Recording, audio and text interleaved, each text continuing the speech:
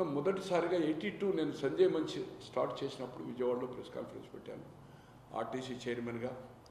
తర్వాత ఎమ్మెల్యేగా మే మహానాడుకు వచ్చినప్పుడు మే మహానాడు కొండపై ఇబ్రాహీంపట్నం రామారావు గారు పెద్ద బహిరంగ సభ పెట్టి నేను ఎమ్మెల్యేగా ఉన్నాను. మా మేనకా గాంధీ గారు ఎన్టీ రామారావు గారు ఏరియన్స్లో 5గురు ఎన్నికైతే దాంట్లో నేను ఒక్కని 4గురు ఎన్నికైమో ఒకరు ఓడిపోయాను.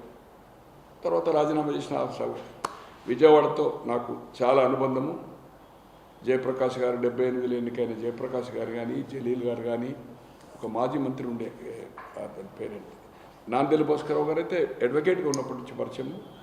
గంగిశెట్టి బాబురావు చనిపోయాడు, యూత్ కాంగ్రెస్ ప్రెసిడెంట్ ఉండే, సిటీ ప్రెసిడెంట్ ఉండే, కనకారావు ఉండే, కొన్ని వందల మంది అనుకోండి, అంబడి సుబ్బారావు గారు, ఈవెన్ రంగా గారితో నాకు పరిచయం ఉండే, విష్ణు ఎక్స్ఎమ్మెల్యే అనుకోండి, ఇప్పుడు ఎమ్మెల్యే ఇంకున్నాడు. ఈరోజు హాట్గా ఈ రాష్ట్రం ఏదైతుందో ప్రధానమంత్రి మోడీ గారు 2 ట్రిప్పులు, తర్వాత షా గారు వచ్చిన తర్వాత పొలిటికల్గా దాంట్లో విజయవాడ నిన్న బ్రహ్మాండంగా జరిగిందని నేను పేపర్లు కానీ టీవీ చూడలేదు. ఢిల్లీలో పని ఉండడం వల్ల ఏదైతుందో ఢిల్లీ నుంచి ఇక్కడికి వచ్చాను. ఈ 3 రోజులు ఏదైతుందో గుడివాడ, గుంటూరు, నర్సాపూర్, ఉండి కొన్ని ప్రాంతాలు ఏదైతుందో పోవాలని ఏదైతుందో నాకు ఉండే మిత్రులు వాళ్ళతో ఉన్న సన్నిహిత్యము పేర్లు అవసరం లేదనుకోండి. ఆల్మోస్ట్ ఆల్ కూటమి అభ్యర్థులే. వైఎస్ జగన్మోహన్ రెడ్డి గారు కానీ షర్మిలమ్మతో పోటీ కలిసి చేస్తున్న వామపక్షాలు కానీ ఎవరితో సంబంధం లేదు. నాకు ఉన్న సిచ్యువేషన్లో ఈ రాష్ట్రం ఏదైతుందో విడిపోయిన తర్వాత అనాథగా మారిందనేది నెంబర్ ఆఫ్ టైమ్స్ నేను ఒక తెలంగాణ వాది ఉండి 69 నుంచి 71 తెలంగాణ ఉద్యమంలో విద్యార్థి నాయకునిగా అన్న నువ్వు సైలెంట్ మోడ్ పెట్టాను. 1969-71లో my age is now 76 running 76. విద్యార్థి ఉపాధ్యక్షునిగా ప్రధాన కార్యదర్శిగా ఉంది. రాజమండ్రి చంచడ్ జైల్లో నేను ఎత్తులో మీసా అరెస్ట్ అయ్యాను. మొదటి ఉద్యమంలో వరంగల్ నిజామాబాద్ జయేంద్రులు 72-73 10 మంది మంత్రులు రాజీనామా ఇచ్చారు. మీ జిల్లావాసి కాకని వెంకటరత్నం గారు రాజీనామా ఇచ్చారు. సాగి సూర్యనారాయణ గారు, బసిరెడ్డి గారు, ఏసీ సుబ్బారెడ్డి గారు, తర్వాత చల్ల సుబ్బారెడ్డి గారు, వీళ్ళంతా ఏదైతుందో 10 మంది ఆంధ్ర కోసం ఏదైతుందో రాజీనామా ఇచ్చారు. అప్పుడు మీసాలో నేను రాజమండ్రి జైలు, తర్వాత చర్చలు కూడా నా జైలు పెట్టైన ఈ జిల్లావాసి ఎస్ కృష్ణా జిల్లావాసి, ఉమ్మడి జిల్లా కృష్ణా జిల్లా, పేర్ని కృష్ణమూర్తి గారు ఒక అడ్వకేట్ మాత్రమే. అప్పటి వరకు వారు అడ్వకేట్ మాత్రమే. మున్సిపల్ చైర్మన్ కాలేదు, ఎమ్మెల్యే కాలేదు, మంత్రి కాలేదు. దిస్ ఈజ్ 72 నవంబర్ జైలు మెట్టు.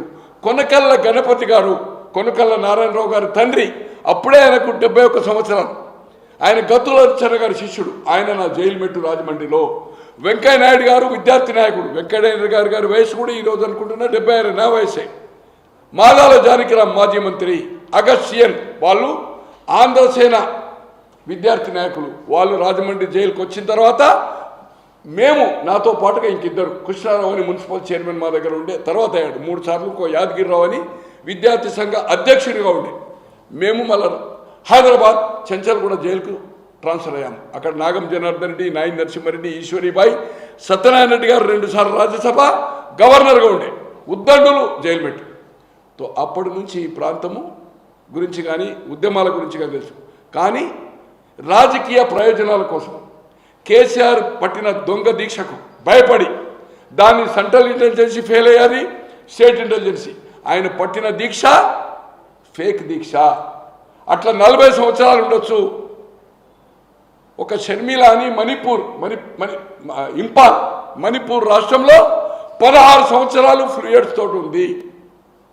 ఈ రాష్ట్రం అనాథైంది. ఇప్పుడున్న పరిస్థితిలో జగన్మోహన్ రెడ్డి గారు వచ్చిన తర్వాత రాష్ట్ర అభివృద్ధి కుంటుపడింది. రాజధాని అనేది లేకుండా పోయింది. 13 లక్షల కోట్ల రూపాయల అప్పుల్లో కూరుకుపోయింది. ప్రభుత్వ ఉద్యోగాలకు జీతాలు ఇచ్చలేని పరిస్థితి ఉంది. అవినీతిమయమైంది. తో ఈ రాష్ట్రంలో మళ్ళీ అనుభవం ఉన్న చంద్రబాబు గారి ప్రభుత్వం రావాలని 1 ఇయర్ ముందు నుంచి కూడా నెంబర్ ఆఫ్ సర్వేలో, నెంబర్ ఆఫ్ డిబేట్లో ఇక్కడికి తిరుపతిలో ప్రెస్ కాన్ఫరెన్స్ చేశాను. ఇక్కడ ఇది మన తెలుగుదేశం ఆఫీస్ ఉంది కదా, ప్లేస్ ఏంటంటారు, బ్రిడ్జ్ అవతల ఉంది కదా, అక్కడ ఒకసారి ఏదైతుందో వేరే ఒక అపార్ట్మెంట్లో ఉండి చేశాను. బీజేపీతో ఎలయన్స్ కావడం ఖాయమని 1 year బిఫోర్ చెప్పాను. మీకు అన్ని కావాలంటే ఇప్పుడు అన్నీ మీకు షెడ్యూల్ ట్రాన్స్ఫర్ చేస్తాను. సిచ్యువేషన్ అంటే రాజకీయంలో 6 నెలల ఎమ్మెల్యే ఉండొచ్చు, కానీ రాజకీయ అవగాహనతో 24 గంటలు నాకేం పని లేదు. రాజకీయాల గురించి లైబ్రరీ పేపర్లు చూడమే, నాకు ఏ కంప్యూటర్ అవసరం లేదు. కంప్యూటర్లో కూడా మనిషే ఫీడ్ చేస్తాడు, తప్పులు రాస్తాడు. ఉద్దండులతో ఎడిటర్గా పనిచేసిన సుందరం లాంటి వారు చనిపోయారు. ఇలా వెంకట్రావు గారు ఆంధ్రజ్యోతి బతుకున్నారు. పాపయ్య శాస్త్రి గారు చనిపోయారు. తర్వాత హిందూ రాజేంద్ర ప్రసాద్ గారు చనిపోయారు. అటువంటి వారితో కూర్చుండి ఎన్నో విషయాల్లో ఏదైతుందో ఢిల్లీలో కూడా సీనియర్ రిపోర్టర్స్ తోటి ఈ మధ్య కాలంలో 2-3 గంటలు కూర్చుంటున్నాం. దాదాపు 20-30 ఏళ్ళకి వెళ్ళి అంటే ఫ్లో అంటే మాకు ఏదైతుందో చరిత్రకారుడిగా పేరుంది. మీ టీవీ వాళ్ళు ఇప్పుడంటే ఏదైతుందో ఆ టీవీల పేర్లు చెప్పదలుచుకోలేదు అనుకోండి, చరిత్రకారుడుగా ఏదైతుందో నన్ను బయట చేస్తూ ఉంటారు. ఇప్పుడున్న సిచ్యువేషన్లో ఏమాత్రం అనుమానం లేదు. పలు సర్వేలు దేశంలో ఉండే లోకల్ కావచ్చు, జాతీయ సర్వేలు కావచ్చు, మీడియా కావచ్చు, ఒక 100 చేసింది అనుకుందాం. 100లో 90 పైన సర్వేలు ఏదైతుందో కూటమి గెలుపు ఖాయం అనేది ఇస్తుంది. అలాగే central intelligence, state intelligence, even Jaganmohan Reddy గారికి ఉండే సర్వేలు కూడా అదే రిపోర్టుతో మొన్నటి వరకు ఏదైతుందో ఆయన కొంత నమ్మకం ఉండే. ఎప్పుడైతే ఈ కూటమి అయిపోయి ప్రచారానికి షాగారు వచ్చిన తర్వాత, మోడీ గారి 2వ ట్రిప్ నేను వచ్చిన తర్వాత అతనికి ఏదైతుందో దేవుడు జ్ఞాపకం వస్తాడు. ప్రతి దానికి దేవుడు అంటాడు. దేవుడు అతనికి కలలో వచ్చి చెప్పినట్టుంది 2 days బ్యాక్, అయ్యా నీ దింపుడు కలమే, నిన్ను నరకమే నీవు అని చెప్పినట్టుంది. అందుకోసం ఏదైతుందో TV9 మ్యాచ్ ఫిక్సింగ్. TV9 ఈరోజు TV9 ఒక వ్యాపారస్థ నాకు మంచి మిత్రుడు రామేశ్వరరావు అని ఏది మన మై హోమ్ బోర్డుతో తీసుకొని ఏదైతుందో మ్యాచ్ ఫిక్సింగ్ ఇంటర్వ్యూ.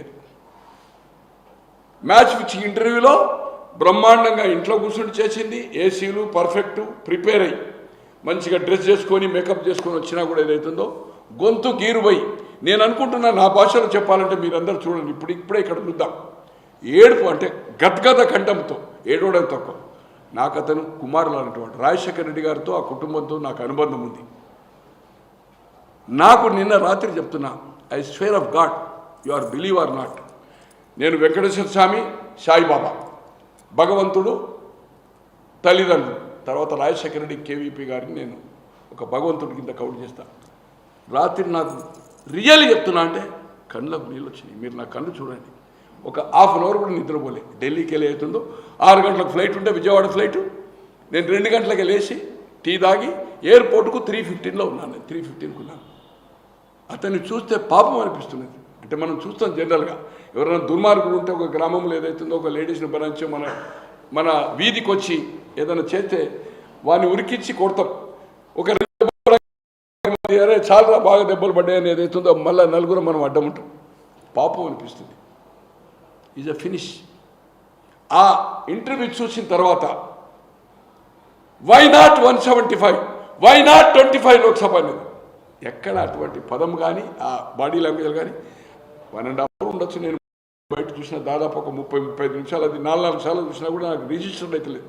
బట్ అయితే పాపం అనిపిస్తుంది. ఆయనకు భగవంతుడు నిజంగానే కలలో కనిపించాడు. అయ్యా నీ దింపుడు గలమే నరకమే అని చెప్పినట్టుంది.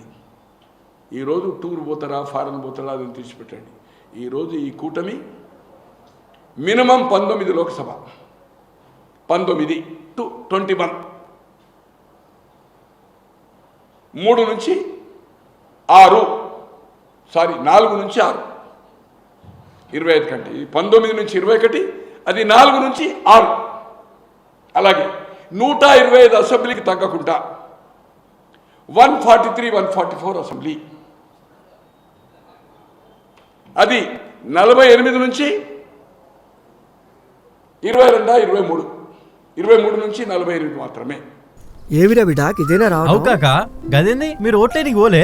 ఎవరికేస్తే ఏం లాభం? పెట్టిన దానికి 10 ఇంతలు సంపాదించేటోళ్ళే కదా. తెల్లని అన్ని పాలు కావు, నల్లని అన్ని నీళ్లు కావు. అని మోడీ చెప్పిండా? అవు మామా, మనం ఓటు వేస్తుంది మన ఆర్థిక వ్యవస్థను ఇంకా పెంచడం కోసం. ఎన్ని కష్టాలు వచ్చినా మన కోసం నిలబడుతున్న గొప్ప నాయకుడి కోసం. ఒకప్పుడు టెర్రరిస్టుల విధ్వంసాలతో, నక్సలైట్ల దాడులతో దద్దరిల్లిన నా నేల ఈ రోజు ఎక్కడా ఉగ్రవాదుల దాడులు లేకుండా, మతం పేరుతో మారణ హోమాలు లేకుండా ప్రశాంతంగా ఉందంటే కారణం మోదీ కాదంటామా? మోదీ గారి అడుగులో అడుగు వేస్తూ నేనుంటాను. మరి మీరు? కమలం గుర్తుకి ఓటేద్దాం, బీజేపీని గెలిపిద్దాం. మోడీ మన అందరి నేస్తం, బీజేపీనే గెలిపించేద్దాం. అసలైన తొలి వెలుగు. ఫాలో వాట్సాప్ @తొలి వెలుగు official.